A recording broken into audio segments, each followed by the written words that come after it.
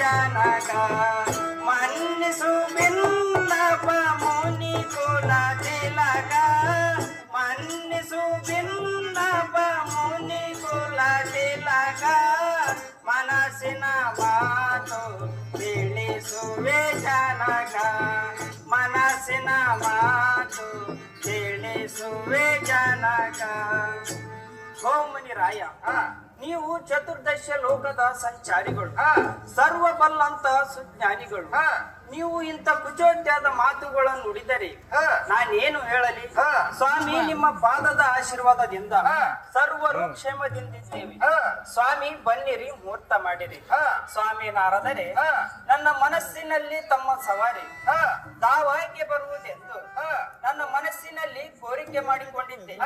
ನೀವು ಬಂದ ನಂತರ ಒಂದು ಸಂದೇಹದ ಮಾತನ್ನು ತಮ್ಮ ಮುಂದೆ ಹೇಳಬೇಕೆಂದು ಅಭಿಲಾಷವಿರುವುದು. ತಾವು ಆಜ್ಞೆ ಮಾಡಿದರೆ ತಮ್ಮ ಮುಂದೆ ಬಿತ್ತರಿಸುತ್ತೀನಿ. ಯಜವರ ಕುಟಿಲ ಗುಣ ಸಾಗರ. ಅಮ್ಮ ತಾಯಿ ಕಮಲಗಾಂಧಿ, ನಿನ್ನ ಮನದ ವಿಜ್ಞಾಪನೆಯನ್ನು ಎನ್ನ ಮುಂದೆ ಸಂದೇಹವಿಲ್ಲದಂತ ಹೇಳುವಂತ ತಾಯಿ ಸೌಖ್ಯಪ್ಪ ತಾಯಿ. ಹಾವು ಸ್ವಾಮಿನಾರದರೆ ಎನ್ನ ಮೊಹದ ಕುವರಿಯಾದ ರತಿಗೆ ಪ್ರಾಯ ಬಂದು ಒದಗಿತ್ತು. ಸರಿಯಾದ ವರವನ್ನು ನೋಡಿ ಮಗಳ ಲಗ್ನವನ್ನು ಮಾಡಿ ಹರುಷ ತಾಳುವುದು ಬಿಟ್ಟು ಸುಮ್ಮನೆ ಮೈ ಮರೆತು ಕುಳಿತಿರುವನು ನನ್ನ ಕಾಂತನಿಗೆ ನೀವಾದರು ಒಂದು ಮಾತು ಬೇಡಿ ನೋಡಿರಿ. ಸ್ವಾಮಿ ಸಜ್ಜನ ಪ್ರೇಮಿ. ಅಮ್ಮ ತಾಯಿ, ನಿನ್ನ ಕಾಂತನಾದ ಕಮಲರಾಜನಿಗೆ ಧನಮದ, ರಾಜ್ಯಮದ, ಯೌವನ ಮದ, ಸುತರ ಮದ, ಸತಿಯರ ಮದ, ಇಂಥ ಪಂಚಮದದಿಂದಿರುವ ರಾಜನಿಗೆ ನಮ್ಮಂತ ಬಡಿ ಎತ್ತುಗಳು ಬೀಳಿದರೆ ನಮ್ಮ ನುಡಿಯು ಆತನ ಕರ್ಣಕ್ಕೆ ಬೀಳಲಾರದು.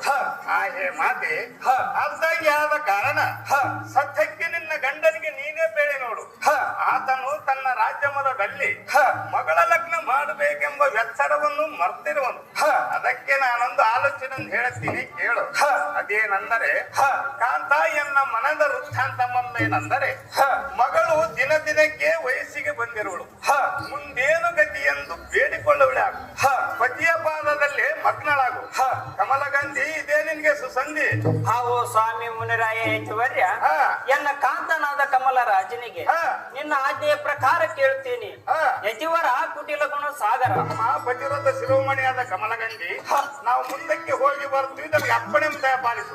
ಸಂತೋಷದಿಂದರು ಮಾತೇ ಸುಗುಣ ಪ್ರಖ್ಯಾತಿ. ಹಾವು ಸ್ವಾಮಿ ಬ್ರಹ್ಮಾನಂದನ ಹೋಗಿ ಬರುವಂತವರಾಗಿರಿ. ಸ್ವಾಮಿ ಸಜ್ಜನ ಪ್ರೇಮಿ.